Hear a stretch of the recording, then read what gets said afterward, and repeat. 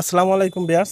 আমাদের পিছনে যে দোকানটি দেখতে পাচ্ছেন সেই দোকানটি কিন্তু আমাদের মসজিদের এই ইমাম সাহেবের। তিনি কিন্তু এখানে পাশে একটা মসজিদ আছে। এই মসজিদে বিগত 22 বছর যাবত শুনেছি যে সে চাকরি করছে এইখানে। তার পাশাপাশি তিনি একটা ছোট একটি দোকান তৈরি করেছিল, মানে দোকান করতো আর মসজিদের চাকরি করত। সেই দোকানটি কিছুদিন যাবত একটা দুর্ঘটনা, মানে আগুন লেগে পুড়ে গেছে। মানে দোকানের ভিতরে কিছুই নাই, সবকিছুই পুড়ে ছাই হয়ে গেছে। তার মুদি মালামাল ছিল এবং কি ছোট একটি টেলার্স ছিল, দোকানে মেশিন ছিল, ফ্রিজ ছিল, আরো অনেক মালামাল ছিল। তো এখন যে পর্যায়ে তার এখন আর কিছু নাই। এখন যে সে নতুন করে আবার ব্যবসা শুরু করবে সেই পরিস্থিতি এখন তার মধ্যে নাই।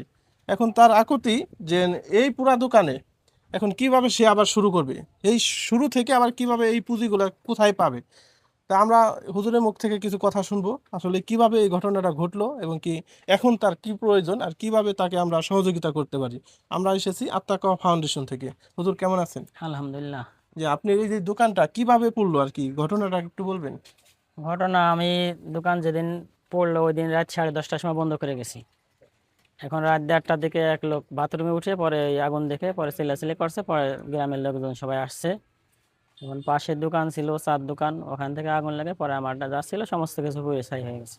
ও, তা আপনার এই আগুনের ঘটনা কি বিদ্যুৎ থেকে নাকি? ধারণা করিতেছে বিদ্যুৎ থেকেই বেশি সম্ভব। এখন হয়তো আপনার দোকানে কি কি মাল ছিল?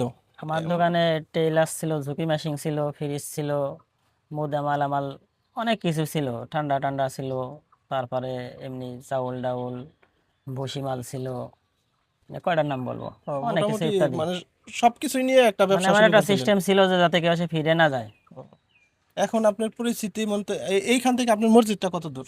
এই সামনে এখান থেকে এই কতটুকু, সামনের ওই মসজিদটা? মসজিদটা। ও, এখানে কত দিন যাবত চাকরি করেন? আমি এখানে 2004 সালে আসছি, 22 বছর পর্যন্ত চাকরি করতেছি।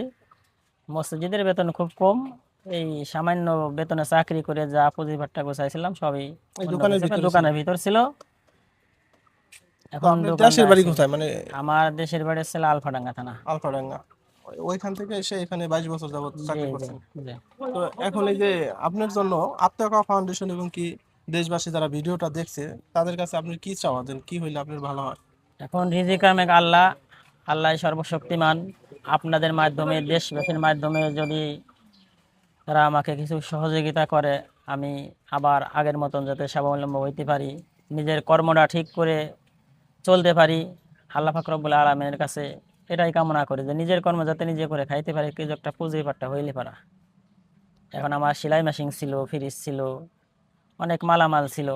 এখন যদি সবাই মিলে কিছুটা সহযোগিতা করে, আমি আল্লাহর কাছে দোয়া করবো সবার জন্য।